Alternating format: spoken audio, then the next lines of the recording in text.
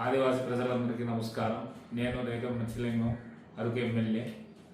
రేపు 2వ తారీఖు మే నెలలో జరగబోయేటటువంటి రాష్ట్ర మన్యం బంద్ని ప్రతి ఆదివాసీ బిడ్డ పాల్గొని విజయవంతం చేయాలని కోరుకుంటున్నాను.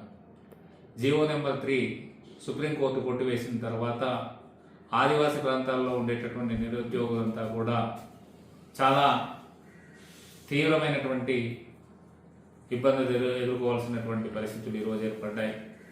దాన్ని పునరుద్ధరించాలనుకుంటే ప్రత్యామ్నాయ జీవోని ప్రభుత్వం వెంటనే ఏర్పాటు చేయాల్సినటువంటి అవసరం ఉంది.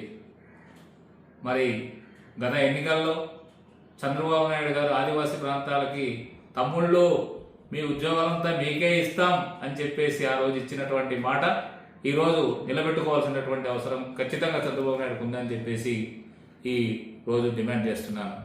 ఖచ్చితంగా మరి చంద్రబాబు నాయుడు మీరు అన్నమాట ప్రకారం ఆదివాసీ బిడ్డల యొక్క పరిస్థితిని అర్థం చేసుకొని వాళ్ళకి జీవో నెంబర్ 3 స్థానంలో ప్రత్యేకమైనటువంటి జీవోను ఏర్పాటు చేసి ఏజెన్సీ ప్రాంతాల్లో ఉండేటటువంటి ఆదివాసులకు స్పెషల్ డిఎస్సిని ప్రకటించాలని చెప్పేసి కోరుకుంటున్నాను. అలాగే ఈ స్పెషల్ డిఎస్సి ద్వారా ఓన్లీ ఆదివాసీ ప్రాంతాలకు సంబంధించినటువంటి ఆదివాసులకు మాత్రమే ఖచ్చితంగా ఆ ఉద్యోగాలు ఏర్పాటు చేయాలని చెప్పేసి కూడా మీకు డిమాండ్ చేస్తున్నాం. లేని పక్షంలో రేపు 2వ తారీఖున జరిగేటటువంటి బందే కాకుండా భవిష్యత్తులో మీ ప్రభుత్వాన్ని ఇంకా దిగ్బంధనానికి గురి చేయడానికి మేము వెనకాడబోమని చెప్పేసి కూడా హెచ్చరిస్తున్నాం.